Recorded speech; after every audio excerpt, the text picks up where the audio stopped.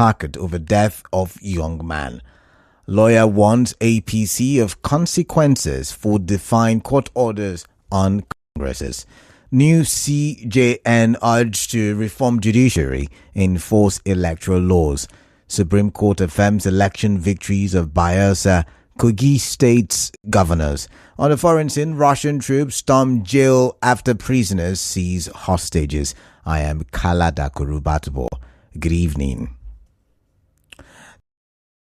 Community in Rivers State today defied the heavy rain to protest over the death of 23-year-old Aisha Christopher Dan, who died inside the premises of Nigerian National Petroleum Company NNPC in Port Harcourt. The protesters, who carried placards with various inscriptions like "We want explanation on Asha's death," "Who killed Asha?" also marched to the gate of the Rivers State Police Command headquarters on Moscow Road, where the family representatives of the group were invited for a meeting with top senior police officers. The protesters later marched to the NNPC headquarters, where they sealed the gates with native palm fronds and the picture of the deceased placed at the gates before leaving to State CID. The coordinator of the Akwa Ibom community in Rivers State, King Albert, spoke to newsmen. Meanwhile, the late Asha's father, Dan Christopher, is demanding a thorough investigation into his death. Mr. Christopher also appealed to the police to allow him access to his son's corpse. Earlier, the public relations officer of the Rivers State Police Command, SP Grace Koko, said the matter is being investigated. Meanwhile, 4 days after an accident at Rumusi Slaughter Junction killed one and left two hospitalized, another victim has been rushed to a hospital following an accident at Amechi School bus stop along the Obirikwere axis of the east-west road. An eyewitness said the bike collided with the door of a bus on transit when the conductor tried to drop a passenger. Our correspondent reports that the middle-aged bike rider was unconscious and critically injured.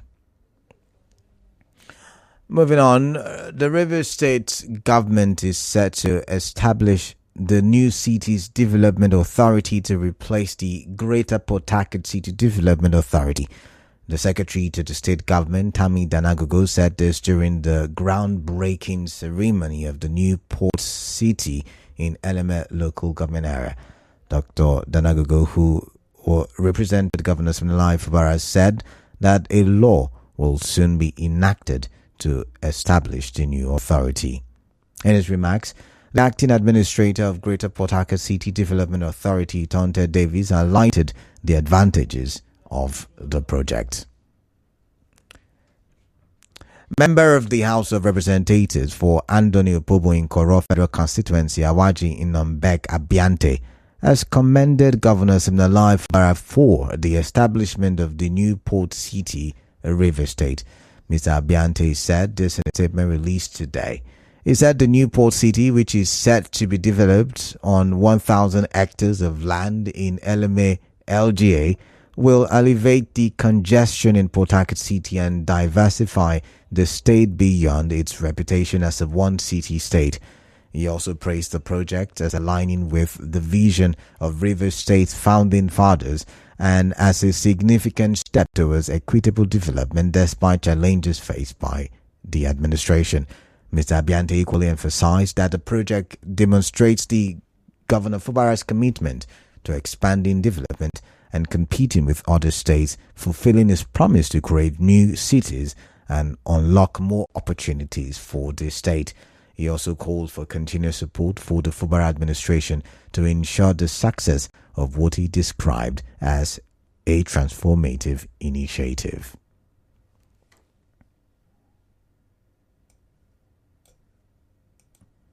In another development, the PDP Governors Forum says it will liaise with the party's National Working Committee in order to allow the Rivers State Governor Siminalayi Fubara to lead the party in the state. The chairman of the forum and governor of Bauchi State, Bala Mohammed, read the communique after the forum's meeting in Jalingo, Taraba State. He expressed worry at the use of court judgments to determine the outcome of the party congresses.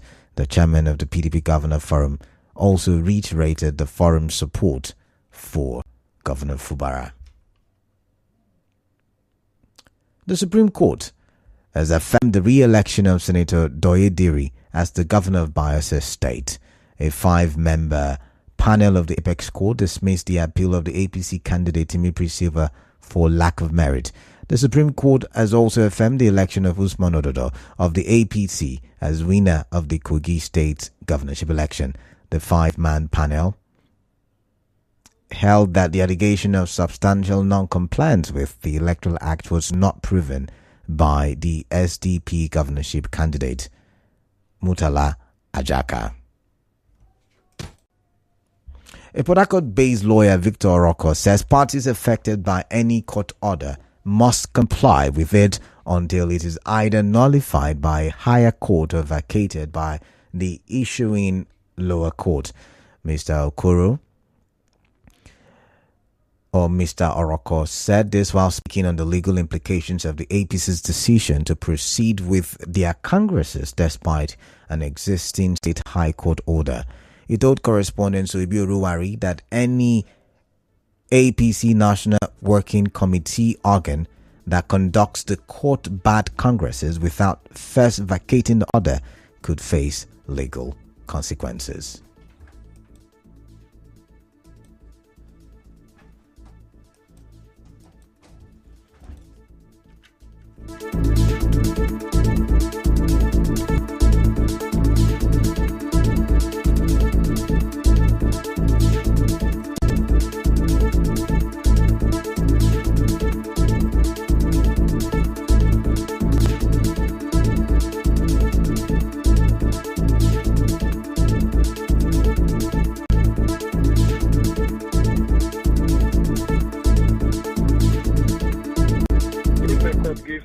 An ex parte injunction is because of the extreme urgency of the matter. That party, whether APC, whether PDP or Labour, and they are bound to the court order. Either it is vacated or possibly continued, as the court may decide. When a court order is subsisting, not yet vacated, unless the court itself or a superior court says otherwise, that this order is ineffective. Whether ex parte or once an order is made, it survives throughout until it is reviewed or vacated.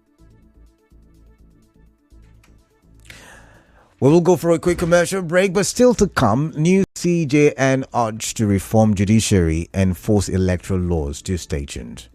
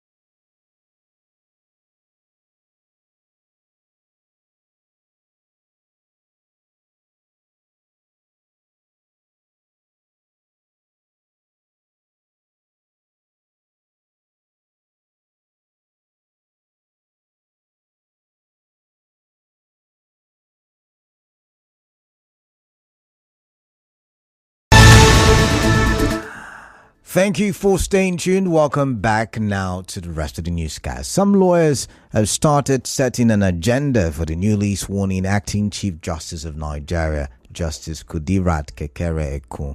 A Lagos-based political analyst who is also a lawyer, Liboros Oshoma, in an interview with correspondent Soibo Ruwari, advised the new Chief Justice to implement measures to prevent the abuse of court processes, particularly concerning conflicting orders from courts of coordinate jurisdiction. The Federal High Court judge. And there should be a system where if there are cases, if cases are filed in Rivers State, for example, and a judge had given an order, if similar cases are filed in Abuja, Maiduguri, or anywhere, all they need to do is to look at their docket and say, no, this matter had been decided. That is why we're having conflicting judgment. And then sit down with State High Court Chief Judges also, so that the judiciary will have a pool where they can actually look at these cases and find a way of filtering, abuse of court processes. Mr. Oshoma also urged Justice Kekere-Ekun to resist any form of political interference in the execution of her duties. Similarly, a Port Harcourt-based lawyer, Vincent Chukwu, said one of the primary responsibilities of the new CJN should be tackling corruption within the judiciary, focusing on the appointment of judicial officers and the enforcement of the new electoral law. The start before the new Chief Justice of Nigeria is that it should seriously look into our election tribunals and their decisions, the Electoral Act as it relates to the National Assembly. Something must be done about the proceedings of tribunals, decisions of tribunals, and the state of the law with respect to our Electoral Act 2022. We are having a lot of political influence within the rank and file of the judiciary. Corruption itself in the judiciary, including appointment of judges.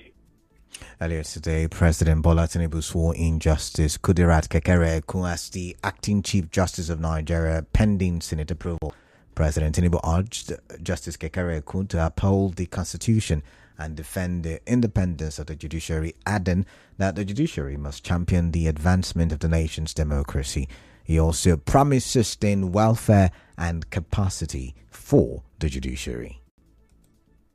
It is a position of considerable influence that demands the temperance and sobriety. The occupant of the office must exude the highest level of integrity in the discharge of duty. We expect the Apex Court to continue to play a critical role in the evolution of our constitutional democracy and shape public policies that impact all segments of Nigerian society. In a speech, Justice Kekere-Ekun assured of a judiciary Nigerians can be proud of by the end of a tenure. We'll make sure that people have more confidence in the judiciary. It's not a one-man job. We all have to be on board. And because we all see areas that need improvement, I believe that there will be cooperation because we all want to see a better judiciary for the benefit of the entire nation and our approach to justice. Justice Kekere-Ekun succeeded Justice Olukayode Ariwola, who bowed out on Thursday after reaching the retirement age of 70 years. Justice Kekere-Ekun was recommended for appointment by the National Judicial Council. Let's take a look at the international scene. First, a commercial break.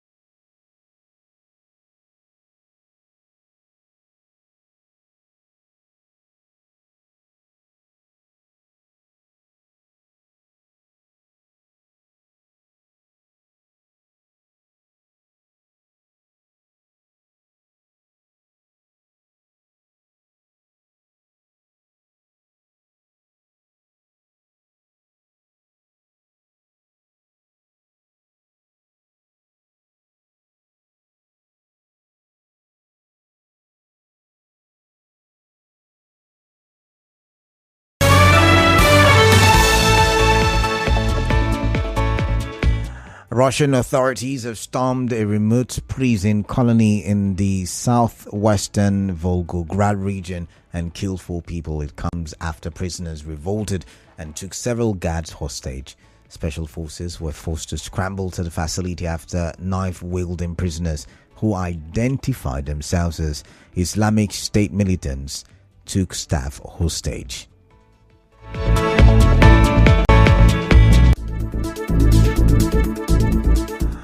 A recap on the news this evening. You heard members of the Akwa Ibom community protested and sealed the NNPC facility in Port Harcourt over the death of a young man. A lawyer has warned the APC of consequences for defying court orders on congresses. The new CJN has been urged to reform the judiciary and enforce electoral laws. The Supreme Court has affirmed the election victories of Bayelsa and Kogi states' governors. On the foreign scene, Russian troops stormed the jail where prisoners took staff hostage. The news was edited by Martha Okere. To reach the news team, send an SMS or WhatsApp to 0808-721-7215. I am Kalada Kurubatubo. Good evening.